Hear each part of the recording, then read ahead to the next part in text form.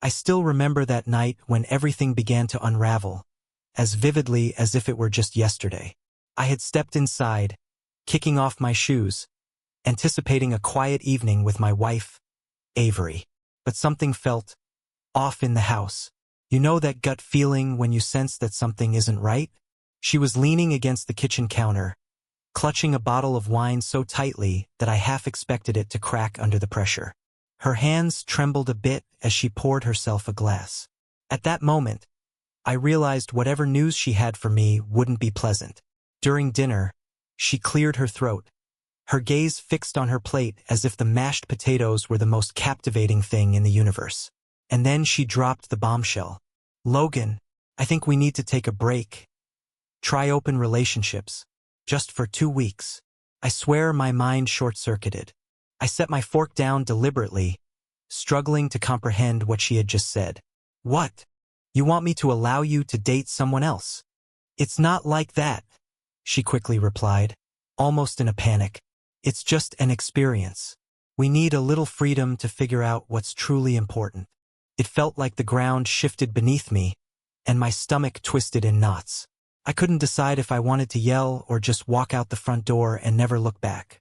I kept waiting for her to reveal that she was joking, some sick, twisted prank, but her expression was dead serious. That's when it hit me. She had already made up her mind, and I had no say in the matter. Just like that, a singular question echoed in my head. Is there already someone else? I was at a loss for words, sitting there, completely stunned.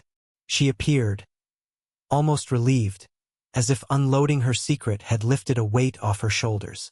Meanwhile, I felt like someone had smashed a sledgehammer into my gut. After dinner, I needed to escape the house for a while. I grabbed a cigar from the small box I kept outside, stepped onto the patio, and lit it. The night air was cool, but I was sweating profusely.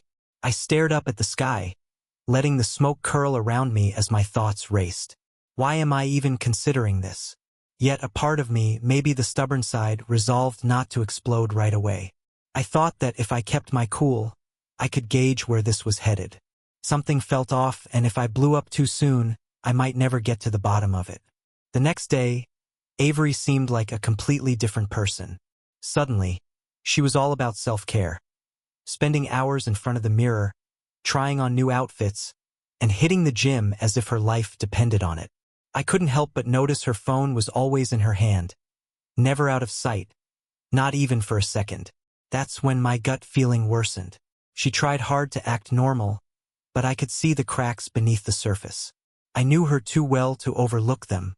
Each time she texted someone, she would tilt the screen just enough to hide it from me, as if she didn't want me to see. But I kept quiet. I wasn't about to make a scene just yet. If she thought she could pull one over on me, she was sorely mistaken. Sure, I could have confronted her right then and there, demanding to know who she was texting so frequently. But I opted to play it smart. If there was something happening, she would slip up eventually. They always do. It didn't take long for those cracks to widen. After Avery had dropped that little bomb about an open relationship, I became hyper-aware of her every move. It was as if a sixth sense kicked in. Something I had never needed before because, well, I thought I could trust my wife. But now everything she did felt like a clue, a piece of a puzzle I didn't want to put together. She started claiming to work late more often. At least that's what she told me. The strange thing was, every time she returned home, she didn't look stressed or exhausted like someone who had just pushed through a long day at the office. No, she'd walk in smiling, practically glowing, as if she had just returned from a luxurious spa day. And the worst part? She never smelled like the office. You know that distinct scent of stale coffee, printer ink, and recycled air? None of that. Instead, there were traces of perfume, different from the one she usually wore. I did my best to hide my feelings, but every time she mentioned having to stay late, I made a mental note. I began tracking when she left, when she returned, and how long she was gone. I kept my mouth shut, just stored all of it in my mind, letting the anger simmer just below the surface. Then came the night when I knew I had to do more than just observe. It was a Thursday. Avery mentioned going out with coworkers for drinks after work. The way she said it raised a red flag for me. So, once she left, I pulled out my phone and called the restaurant she had mentioned, just to verify her story. Closed for renovations, came the voice on the other end. In that moment, I could feel my blood pressure rise. My fist clenched so tightly that my knuckles cracked. But instead of bombarding her with calls and demanding answers like a crazed lunatic, I told myself to rein it in. If she was lying, I needed more than just one misstep. I needed undeniable proof, rock-solid evidence. A few days later, the opportunity one had been waiting for practically landed in my lap. Avery rushed out of the bathroom, leaving her phone behind on the sink. For once, it wasn't glued to her hand, and I wasn't about to let this chance slip by. With my heart racing, I snatched it up and began scrolling through her messages. That's when I found him, Derek. A name I had never heard before, and just seeing it made my stomach twist. Their conversation was lengthy, filled with inside jokes and flirty banter, but one message leaped out at me like a neon sign. Avery. I told him about the open relationship, and he agreed. Now we can finally have our night together, just like we planned. I sat there, staring at the screen, feeling as if the very air had been sucked out of my lungs. So this was her little secret. All those late nights and hidden messages. It wasn't freedom she was after. It was Derek. For a moment, rage boiled inside me, and I nearly smashed her phone into a million pieces. But I took a deep breath, forcing myself to calm down. If I lost my cool now, she would just twist things to make herself the victim. No, I had to be clever about this. Without a moment's hesitation, I synced her phone to mine. It was surprisingly easy, and within minutes, I had complete access to her texts, photos, everything. I was now a front-row spectator in this twisted drama. I placed her phone back on the bathroom counter just as she called from the living room. Logan, everything okay? Yeah, I replied, keeping my voice steady. Just washing up. When I stepped back into the living room, she was sprawled on the couch, mindlessly scrolling through social media, as if the world didn't exist outside her little bubble. But I knew better. I was fully aware of the web she was weaving with Derek, and I wasn't about to sit idly by and watch it all unfold. For now, I maintained my composure. There would be a time for confrontation, and when it came, it would hit her like a freight train. I realized I couldn't just let Avery flit around with her open relationship experiment, while I did nothing. If she thought she could sneak around with this guy named Derek and return home like nothing was wrong, she was gravely mistaken. I had played by the rules throughout our marriage, but now it was my turn to break a few. Then Samantha crossed my mind. Samantha, the neighbor from 2 doors down, who always seemed just a bit too friendly whenever we bumped into each other. She had a way of holding my gaze just a moment longer than necessary and dishing out compliments with a flirtatious smile. I had never considered her seriously before. After all, I was a married man. But now, if Avery wanted to play games, I could certainly join in. One night, after Avery headed out to meet a friend, which I knew was code for going to see Derek, I grabbed a bottle of wine from the kitchen and set off. The night was dark, the neighborhood was still, and as I approached Samantha's front door, my heart pounded. Not from fear, but from the exhilarating thrill of seizing control. When Samantha answered, she was clad in a silky robe that hugged her figure in all the right places. Her smile radiated everything I needed to know. Well, this is unexpected, she said, leaning against the doorframe, the robe parting slightly at her thigh. I thought I'd drop by with some wine, I said, lifting the bottle. Thought we could catch up. She laughed softly and stepped aside, ushering me in. I thought you'd never ask. We settled onto her couch, the bottle between us, and the wine flowed as smoothly as our conversation. At first, it was light chit-chat, neighborhood gossip, her latest dating disasters. But with each sip, the atmosphere shifted, thickening with unspoken tension. I felt her gaze linger on me, and when her hand brushed against mine, she didn't pull away. You know, she said, tilting her head with a teasing smile, I always wondered why you never came over before. I leaned in a fraction closer, the warmth of the wine coursing through me. Maybe I was waiting for the right moment. Our eyes locked, And before I could think twice, I closed the distance between us. The kiss was electric, charged with all the frustration and anger I had been holding back. She responded immediately, pulling me closer, her fingers weaving into my hair, as if she had been longing for this moment just as much as I had. Minutes later, the wine lay forgotten. Our clothes were discarded in a flurry as we tumbled into her bedroom, and the tension that had built up between us finally erupted. It wasn't tender or slow. It was raw, desperate, and precisely what I craved. Amidst it all, a moment of clarity washed over me. As I lay there, tangled in Samantha's sheets, her skin warm against mine, a realization hit me like a splash of cold water. I had always played by the rules, but since she had broken them first, why shouldn't I take what I wanted for once? For the first time in what felt like forever, I didn't feel like the one being trampled on. I felt powerful, and damn, it felt exhilarating. Afterward, we lay there, breathless in the darkness, the only sound the soft hum of the ceiling fan. Samantha turned toward me, her fingers lazily tracing patterns on my chest. "Are you going to tell her?" she whispered. I shook my head. Not yet. There was no rush. Avery had no clue what I had done that night, and that gave me the upper hand. If she wanted to continue her little charade with Derek, I would let her.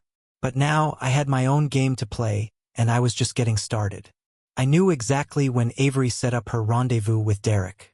It was all laid out in the texts I had been monitoring on my phone, a clockwork pattern I couldn't ignore. Every new message sent a fresh wave of anger through me. Friday night, dinner at that upscale bistro downtown. She even mentioned the dress she'd wear, his favorite. The sick satisfaction I felt as I read those messages was almost unsettling. She thought she was clever, sneaking around behind my back. But she had no idea I was 3 steps ahead, watching every move unfold. This time, I wasn't just going to be a passive observer. No, I had a plan, and I was ready to execute it. Friday night arrived quicker than I expected. Avery spent the entire afternoon preparing, acting like she was getting ready for a high-profile gala. I watched her fussing over her makeup, smoothing her hair in the mirror, and slipping into that tight, low-cut black dress. She doused herself in perfume, the same scent she hadn't worn in ages, before standing in front of the mirror, adjusting herself until she looked flawless. She was practically glowing with excitement, and it made my stomach churn. There she was, the woman who once promised me forever, now primping for another man. I kept my face impassive, but inside, I was seething. She didn't even try to conceal it anymore. Humming to herself as she walked through the kitchen, her heels clicking against the floor, she checked her phone every few minutes, probably exchanging those ridiculous texts with Derek. "Want a coffee before you head out?" I asked casually from the kitchen. She glanced over her shoulder, offering me one of those insincere smiles she had perfected. "Sure, just a small one." "Perfect." While the coffee brewed, I pulled out a small packet from my pocket. The laxative was a sneaky little trick, completely tasteless and odorless. I stirred it into her coffee and handed her the cup, maintaining a neutral expression. She took it without a second thought, sipping slowly as she settled at the kitchen island, still radiating excitement. I leaned against the counter, arms crossed, watching her finish the coffee. Each sip felt like a small victory. When she was finally ready to leave, she planted a half-hearted kiss on my cheek. "I'll see you later tonight." "Have fun," I replied, keeping my voice steady. As the door clicked shut behind her, I lingered for a moment in the silence. I knew it wouldn't take long for the chaos to begin. Exactly 45 minutes later, the front door flew open, and there she was, red-faced, breathless, and fuming. She kicked off her heels, tossed her purse onto the floor, and stormed into the living room, muttering curses under her breath. I had to bite my cheek to keep from laughing. She collapsed onto the couch, burying her face in her hands. "It was a disaster," she groaned. "I don't know what came over me. One minute I'm fine, and the next I'm running to the bathroom every 5 minutes. It was humiliating." I nodded, maintaining a neutral expression. I'm sorry, Mel. "That sounds awful." She looked up at me, her eyes a mixture of frustration and shame. I'm sorry, Logan. I really am. I just want us to go back to how things were. Can we do that? For a moment, I pretended to consider her words. Then I walked over, sat beside her, and wrapped my arms around her in a warm embrace. She melted against me, her arms encircling my waist. It's okay, I whispered, gently stroking her hair. We'll figure it out. But inside, I was reveling in my triumph. I knew things would never revert to how they once were. That bridge had been burned the moment she let Derek into our lives. As she clung to me, repeating her apologies, I cast my gaze over her shoulder at the clock on the wall, my mind already racing ahead. The game was far from over, it had only just begun. Things began to spiral quickly. After her disastrous encounter with Derek, Avery morphed into a storm cloud, oscillating between guilt-ridden apologies and cold indifference. I let her suffocate under her own remorse, simply sitting back and observing the train wreck unfold. The house felt heavy, thick with unspoken resentment, like a fog we both refused to clear. We started bickering about everything. Issues that had previously seemed trivial now ignited into full-blown arguments. Unwashed dishes in the sink, who was supposed to take out the trash, the way I folded the laundry. Every conversation devolved into a passive-aggressive quarrel, making even planning a simple weekend outing feel like a contentious negotiation. I thought we were going to your parents for dinner, she'd say, already on edge. Yeah, well, plans change, I shot back. I wasn't even trying to conceal my irritation anymore. I'd see her scrolling through her phone, her thumb darting across the screen like she was tackling a world crisis, and it took every ounce of restraint not to snatch it from her hands. Every time I saw her typing, I knew it was Derek on the other end, and each time reminded me how far we had fallen apart. The final straw came one night when my curiosity got the better of me. I was lounging on the couch while she was in the shower. Her phone buzzed, and without thinking, I reached for it. Old habits die hard, I guess. I unlocked it easily, same passcode as always. I should have expected what I found, but the gut punch hit me hard. Another message from Derek. Can't wait to see you again, Mel. This time, no interruptions. Winky face. Anger surged through me like wildfire. Before I could put the phone down, the shower turned off, and Avery stepped out of the bathroom. She caught me red-handed. Her eyes narrowed, her mouth twisting into a furious line. What the hell are you doing with my phone? She snapped, marching over to snatch it from my grasp. I'm just checking to see how deep the knife in my back is, I retorted, my voice laced with venom. And that's when the floodgates opened. You don't love me anymore, do you? She shouted, throwing her hands up in frustration. You're not even trying to save us. I stood there, arms crossed, cold and unyielding. Why should I? You were the one who shattered us. Her face contorted with frustration, and for a brief moment, I saw genuine hurt flicker in her eyes. But I didn't care. That version of me, the guy who cared about her feelings, was long gone. The argument spiraled out of control, both of us unleashing accusations and bitter words. There was no coming back from this, and deep down we both knew it. Everything I had held back over the past few months came pouring out, and she retaliated with just as much fury. You're not the man I married, she screamed. And you sure as hell aren't the woman I married. I shot back, the words hanging heavy between us. It was brutal. Each word felt like a match striking, igniting the last fragments of what we had left.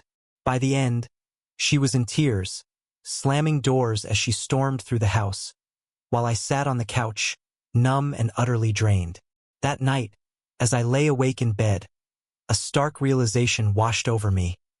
I didn't care anymore. I didn't care if she loved me or despised me. I didn't care if we could salvage our relationship or if it all crumbled to dust. The love I once felt for her had vanished, snuffed out like a candle blown by the wind. I knew it was time to end things, but timing was everything. I wasn't going to give her the satisfaction of seeing me broken. No, I'd end it on my own terms, when it would hurt her the most.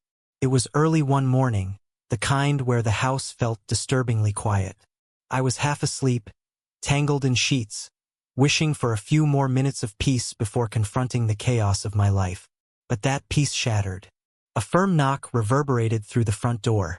Not the casual tap of a delivery driver, but the kind that suggested someone was on the other side, carrying a storm. Dragging myself out of bed, I shuffled to the door. When I opened it, there stood Samantha, looking pale and fidgeting nervously with the hem of her jacket. For a moment, she just stared at me, as if searching for the right words. "Samantha?" I asked, my voice thick with sleep. She bit her lip, inhaling sharply. "Logan, I'm pregnant. It's yours." The words hit me like a sledgehammer. My mind raced, struggling to process what she'd just revealed. Pregnant? The thought hadn't even crossed my mind. Not once. Before I could respond, I heard the floorboards creak behind me. I turned just in time to see Avery standing there, barefoot and wearing one of my old t-shirts, her expression shifting from confusion to pure, unfiltered fury. Her voice sliced through the tension. "You slept with her. How could you do this to me?" Samantha took a step back, her eyes darting nervously between us, but I held my ground. I was done with the charade. "How could I do this?" I snapped, my voice rising. "You were the one who opened this Pandora's box with your ridiculous open relationship idea that sent her into a rage. You could have said no," she screamed, her face twisted with fury. "But no, you had to jump into bed with the first woman who would have you. And you didn't waste any time with Derek, did you?" I shot back, stepping closer. "Don't stand there pretending to be the victim, Avery. This is exactly what you wanted. Congratulations, you got it." The argument exploded like a volcano. Months of anger, betrayal, and resentment erupting. We yelled, hurled curses, and dragged out every hidden grievance, throwing them like grenades at one another. "You never truly cared about us," she shouted, her face flushed with rage. "And you cared so much that you couldn't keep your legs closed." I fired back. We fought for hours, both too stubborn to back down, each insult cutting deeper than the last. The house felt like it might implode from the weight of our words, and honestly, I didn't care anymore. This was the culmination of everything. We were just demolishing what little remained. Finally, I snapped. "This marriage was already over," I declared, my voice low but heavy with finality. This just accelerated the inevitable. For a moment, silence enveloped us. Heavy, suffocating silence. Avery stood there, chest heaving, her eyes brimming with angry tears, but she had nothing left to say. The following day, I filed for divorce. Walking out of that courthouse felt like shedding a weight I hadn't even realized I was carrying. It was as if a heavy burden had been lifted from my shoulders. A few months later, Samantha and I were preparing to welcome our baby into the world. It wasn't the life I had envisioned for myself, but it felt right, like I was finally getting a second chance. And you know what? I felt no regret. Not for ending my marriage. Not for being with Samantha. Not for any of it. Avery's open relationship experiment had sparked the unraveling of everything, and in a twisted way, I was grateful for that. For the first time in a long time, I wasn't consumed by anger or bitterness. I felt free. Filing for divorce was like standing on the edge of a cliff and leaping into the unknown. In the weeks that followed, I found myself teetering between relief and anxiety, unsure if I'd made the right choice or if I was headed for disaster. There were nights when the silence in the house was deafening. No more late-night fights. No passive-aggressive digs over minor issues. Just empty rooms and the soft hum of the refrigerator. Some days, the quiet felt liberating. Other days, the loneliness wrapped around me like a heavy blanket, making me question if I was truly equipped to navigate this alone. Samantha became my anchor through all of this. She moved in about 3 months after the divorce was finalized. It made sense. Her pregnancy was advancing, and we wanted to prepare for our baby together. But it wasn't all smooth sailing. Blending our lives wasn't easy, especially when I was still unpacking the emotional baggage from my past. Some evenings, after a long day at work, I'd come home exhausted, and we'd snap at each other over trivial matters. A sock left on the floor, a forgotten grocery item, Yet somehow we always managed to resolve our conflicts. This time, I wasn't going to let petty disagreements fester like I had with Avery. Finances were tight at first. Starting over after a divorce is no joke. I took on extra consulting gigs, often working late into the night just to keep us afloat. Samantha had left her job at a marketing firm because the stress wasn't good for her pregnancy. And with me as the sole provider, there were moments when the pressure felt suffocating. But every time I started to feel overwhelmed, she was there, reminding me why we were in this together and keeping me grounded. The day Chloe was born was a whirlwind of panic, exhaustion, and overwhelming joy. I vividly recall gripping Samantha's hand in the hospital room as she screamed through the contractions, feeling utterly powerless yet determined to support her. When the nurse finally placed that tiny, wriggling baby in my arms, something profound shifted within me. I looked down at Chloe, her little face scrunched up in protest, wailing, and for the first time in ages, I felt like I was exactly where I was meant to be. I was a father. The first few months with Chloe were exhausting, but in the best way possible. Sleepless nights, diaper disasters, and relentless crying created a chaotic environment. There were times I thought I might lose my sanity, running on barely 3 hours of sleep and a pot of stale coffee. But then there were those precious moments that made it all worthwhile. The first time Chloe smiled at me, those quiet mornings when I rocked her back to sleep, feeling like the luckiest man alive.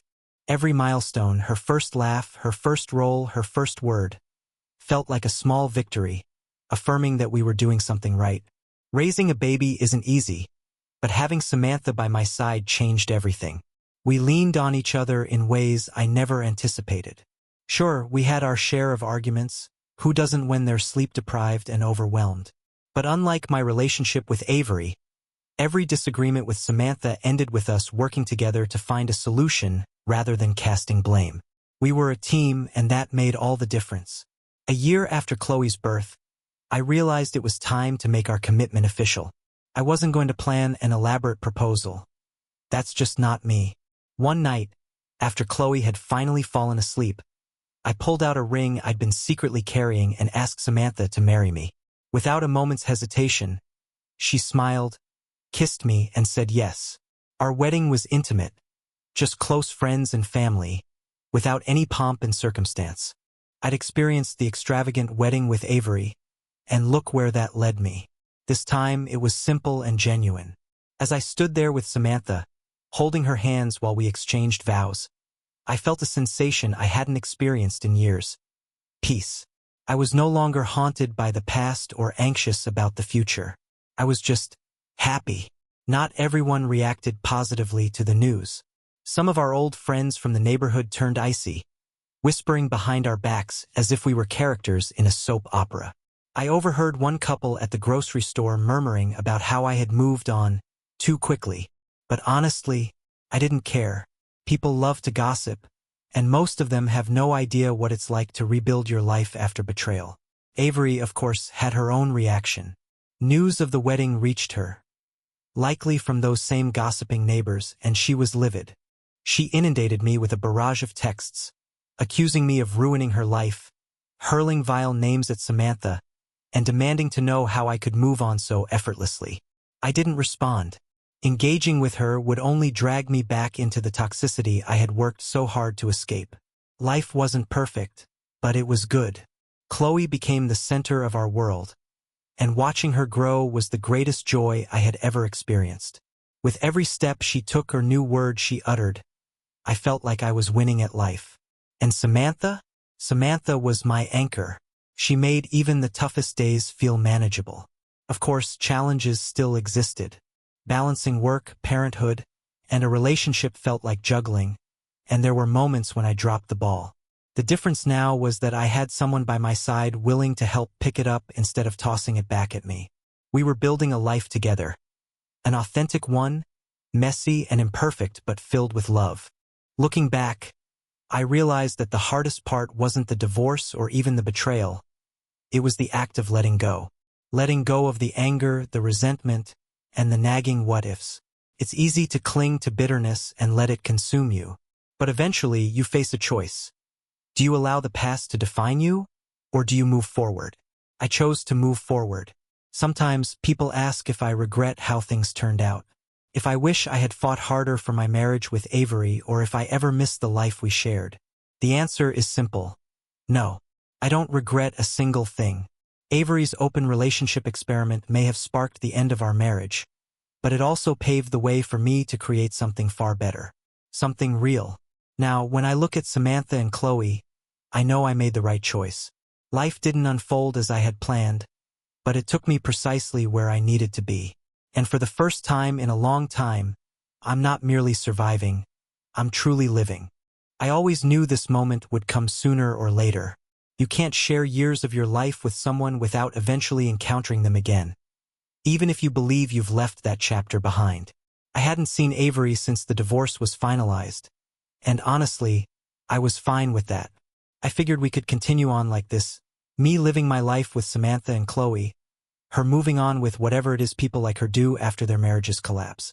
But the universe, it seems, had other plans in store. It was just another Saturday afternoon when it happened. I was out running errands, trying to collect some groceries and get home in time for Chloe's nap. Halfway down the produce aisle, I was distracted by a toddler intent on knocking over a tower of apples when I heard a voice that made me stop in my tracks. Well, if it isn't Logan. I froze for a moment. That voice was a haunting echo from my past, sharp and sweet, with an edge that hinted at something more sinister. I turned around, and there she was, Avery.